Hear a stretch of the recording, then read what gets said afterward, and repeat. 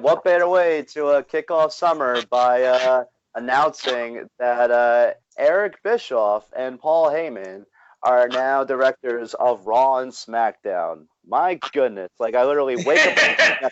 I got a feeling, guys, this is going to be an action-packed episode of Ringfever because we have a lot to talk about, gentlemen. That's for sure. Indeed. To quote Funaki from back in the day. Indeed. Well, I guess we'll get right back. We'll get right into it. Yes, doesn't watch that. You know what? That is a reference that anybody that wasn't watching wrestling, almost 20 years ago wouldn't get. So, but anyway. That was the big word of 2000 to 2001. That was yes. Kaientai. Kaientai, yes. Taka Michinoku. Michinoku is actually, going off the topic. He was, I believe, one of the first, if not the first, he was one of the first light heavyweight champions that WWF had. Yeah, he was also kind of in the wrong era because right when WWE started really showcasing more in-ring ability, and even with the cruiserweight division that they had developed, I think in 2002, he would have definitely benefited. Even in today, I mean, he'd be great for NXT or 205 Live. No question. But unfortunately, he was in an era where he was the opening match guy. He was, somebody who had tremendous in-ring talents, but he couldn't speak. So in that attitude era of 98, 99, 2000 into 2001 before the invasion or the rosters combining between all three companies, it never lived up to be. But be that as it may, we're here to talk about all the latest happenings as we do here in this world of professional wrestling and sports entertainment. So guys, are we going back to speaking of 2000? Are we going back to 2000 with this news of Heyman and Bischoff? So let's get you guys' takes on this big news here. Well, my first initial reaction when I read this on Twitter about Paul Heyman and Eric Bischoff was maybe I'm in the minority, but I kind of saw it as a little bit of a panic move. I don't know how many times you can reach into that well. Paul Heyman has been in creative for WWE for a very long time. Actually, really since, I know that he had a break after ECW, the failed ECW revival, but right when he came to the WWF, he was in creative meetings.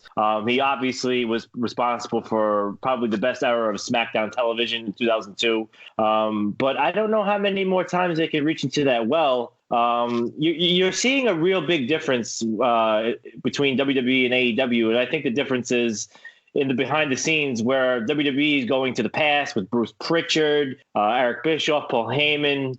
Obviously, Michael Hayes is still there. Whereas AEW, it's more of a forward-thinking company. Tony Khan is a fresh mind in the business, and even with guys like Kenny Omega and the Young Bucks and Cody Rhodes, who are all very, very united in their creative beliefs. It's a different perspective. And I think going back to the well, there is a such thing as going to the well too often. And Eric Bischoff has been removed from the wrestling business for a while since the fall failed. I mean, listen, let's be real. TNA failed. I mean, how many more times can you go to that? And I love Paul Heyman, but I don't, there's going to come a time when even the business passes Paul Heyman. I don't know if that time is now, but it's not a quick fix. It's not like putting these two guys at the helm, who, by the way, still have to answer to Vince McMahon, which is something that was made abundantly clear. We always go to the John Moxley podcast, but the final decisions are still Vince. And I wonder, the sidebar is, how long will this work with Paul Heyman and Vince really working together? Because that was what led to the first Paul Heyman burnout, was he just couldn't deal with Vince anymore. This is not, I don't think everybody's saying this is going to be the thing that fixes WWE. It's like when they went back to Vince Russo in 2002. That didn't last very long. I'm not comparing them to Vince Russo, but, going back. But the point is that going back to the same familiar names doesn't guarantee the same familiar results. All right, so for you, Brandon, the professor, what's your feelings on this big shakeup? Unless I'm wrong, it's reported that Paul Heyman will be involved with Raw, which, let's be honest, Raw is, regardless of how SmackDown has been the past few weeks, Raw is still light years behind SmackDown, like as a wrestling show. So it makes sense that you have the guy, Paul Heyman, who helped formulate the idea of the SmackDown 6 in 2002 and was like whooping the hell out of Raw in ratings during 2002. It makes sense that you put Heyman on Raw because if he can create that magic with SmackDown, he could work that creative magic potentially in Raw. Now, the problem is, as Sean alluded to, how many times are Paul Heyman and Vince McMahon going to fight? And you know what? At this rate, given what Vince McMahon has reportedly addressed a few weeks ago, saying WWE writing is a little bit broken at the moment, I think Vince in this case will be a little bit more tolerant. I'm not saying there won't be any fights, but I think Vince will be a little bit more tolerant compared to the early 2000s. Okay, so let me ask you guys, this question, and you both kind of, tackled it a little bit, but obviously I still think it's a question that we need some answers with. Here's a guy in Paul Heyman that, obviously, has a background in professional wrestling going back decades. And clearly, I would think that he's sort of still locked in to the wrestling, at least what's going on week to week with Raw and SmackDown, because he's still, by and large, still, a part of it, Raw as an on-air talent, as Brock Lesnar's advocate. But going to Eric Bischoff, here's a guy that, admittedly hasn't watched the WWE product, on a week-to-week basis. And here's a guy that, he was brought into TNA, and we sort of saw some of the results there. He's had different stints in the WWE, and we've seen the results there. Why would you go to a guy that's not dialed into your week-to-week product to sort of run your week-to-week show? Wouldn't you want to have somebody that reflects your overall, I'll even give you an example. If I'm not mistaken, Road Dogg was sort of the guy behind SmackDown, for quite a while. And he sort of had his issues with Vince McMahon. But, the company, for example, and I'm going to go off the wall here, which goes back to our segment here, and tell me what you guys think about this. Jeff Jarrett has been brought back into the WWE. I'm assuming as some sort of, advisor or, some sort of, backstage personality. Why not go with somebody already within the company to do a shakeup? It just seems to me like, at least on the Bischoff angle, it doesn't work. Tell me, what do you guys think? Well, great point, Tom, about Jeff Jarrett, because that's another name that, and I think the reason why that they're doing this is because they're panicking. You could actually kind of see WWE getting a little nervous under the collar. I mean, look at Seth Rollins. He's going on Twitter and very insecurely defending WWE as the best professional wrestling on the planet, which they might be. I mean, they have a great roster. It's not a wrestling talent issue. It's a booking issue, creative issue. We talked about this here on prior shows of Ringfever, New York's number one wrestling podcast here. Right. So, it's a panic move. And, Dana Warrior is also in creative, which is a very odd, I that was so odd to me when I saw that. Here's the thing. I've said this numerous times. I'm very outspoken about this. If they want to fix WWE, if they really, really do, the day that I'll say, okay, that's the move that will do it, is Vince McMahon, which is not going to happen. If Vince McMahon were to step down from the day-to-day operations of World Wrestling Entertainment, maybe the XFL, maybe if he does venture into that full-time and Triple H takes over.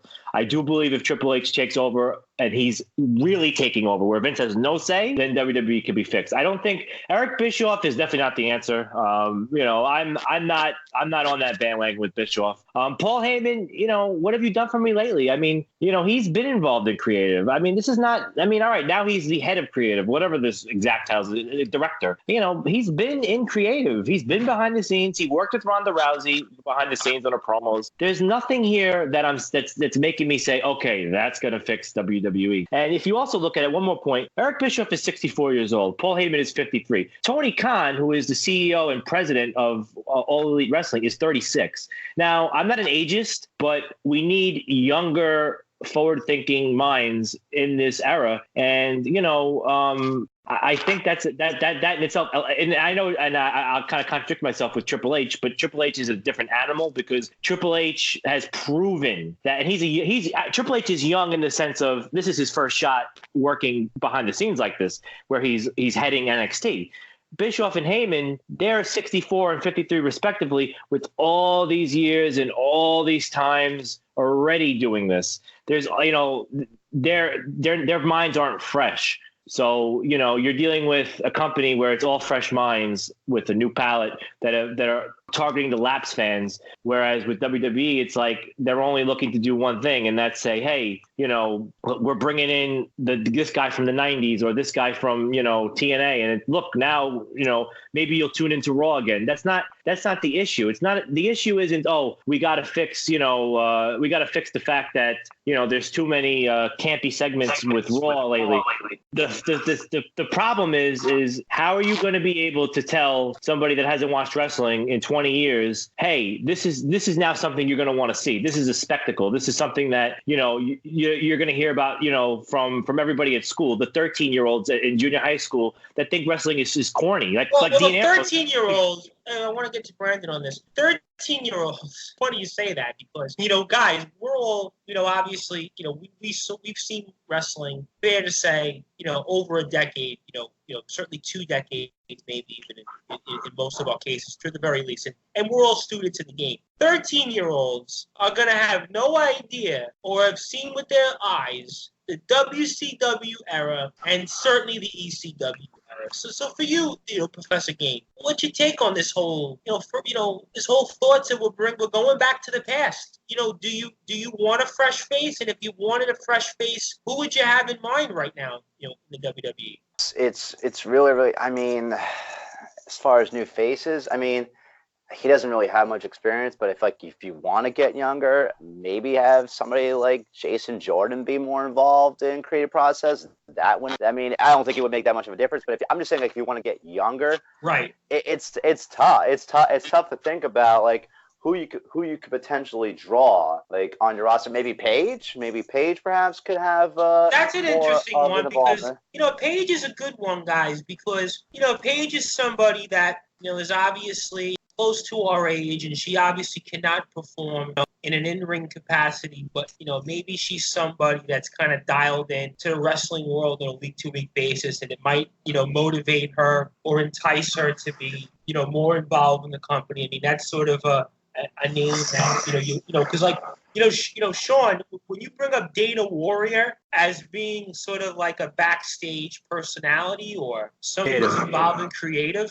same thing practically, I have to chuckle because Dana Warrior until the Ultimate Warrior is reconciliation with the WWE. Did they even watch the product? Well, I should have wrote this point down because it's sounding a little jumbled. But here is what I'm saying. This is what I feel like. Vince McMahon, he's saying the way to fix WWE is, hey, let's once again cater to wrestling fans in the 90s. That's the problem. It's now what if wrestling, if he really wanted to fix WWE and even professional wrestling as a whole, because obviously it's not as interesting as it used to be, you have to cater to someone that has no idea who anybody is. When I first started watching wrestling, I started watching wrestling when I was in school, and I heard about this Stone Cold Steve Austin. I didn't know of course, we knew about Hulk Hogan and the WWF ice cream bars, but it was something new. They were good, by the way. Those ice cream bars tasted pretty good, man. How are you gonna get new people interested in wrestling? New kids interested in wrestling? That's the problem is where instead of going into the past and saying, oh, well, we're bringing back Paul Heyman, we're bringing back Eric Bischoff, now you'll watch again. Anybody that has no interest in wrestling, they don't care about that. They're looking, there has to be there has to be a spectacle involved in it. And John Moxley said it himself. He said, I want wrestling to be cool again.